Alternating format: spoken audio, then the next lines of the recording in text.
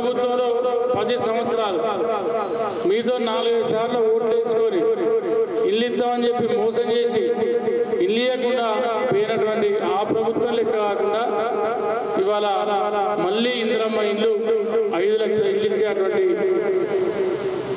ఆలోచనతో ప్రభుత్వం ఉంది. ఇవాళ కళ్యాణ లక్ష్మి కంటిన్యూ నడుస్తూ ఉంది. రైతు భరోసా అంటే గత ప్రభుత్వం రైతు బంధు పేన వానకాలం పండించాం, మనం ఏసకి పండించాం, అది కంటిన్యూషన్ అవుతా ఉంది.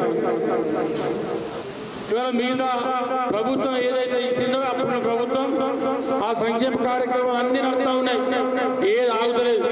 రైతులకు మాట ఇచ్చి మడమ దింపకుండా ఇవాళ రైతులకు నమాజు చేస్తూ ఉంది కాంగ్రెస్ ప్రభుత్వం. కాంగ్రెస్ పార్టీ కార్యకర్తకైనా అర్హత ఉంటేనే, పేదోళ్ళు అయితేనే, గుడిసె అయితేనే, ఇల్లు లేకుంటేనే ఇల్లు ఇచ్చే కార్యక్రమం నడుస్తుంది. అటువంటిది లేకుండా ఇల్లు ఇచ్చేటువంటి ప్రయత్నం చేయం. అటువంటి పరిస్థితి నేను కానీ మా నాయకులు కానీ ఎవరు చేయరు. ఆనాడు మనసులో నొక్కించినా, మనసులో మీదకి వేలు వేయినా, కాళ్ళు వేయినా, మనసులో నప్పినా ఒక్క నాయకుడు లేడు ఆనాడు ప్రభుత్వంలో. ఆ పార్టీ ప్రజాప్రతినిధి ముందే మొదలు పెడితే కింది దాకా దంచిన పొక్కింది. ఆనాడు ఎప్పుడో మీకు ఎన్నికల గ్రామాలలో మేము అత్తనే ఇసుక పని చేస్తాం.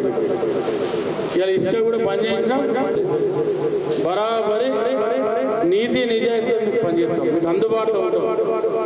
ఎవరికి ఏ కష్టం వచ్చినా మీకు ఫోన్ చేస్తే మేము అందరం మీకు అందుబాటులో ఉంటాం.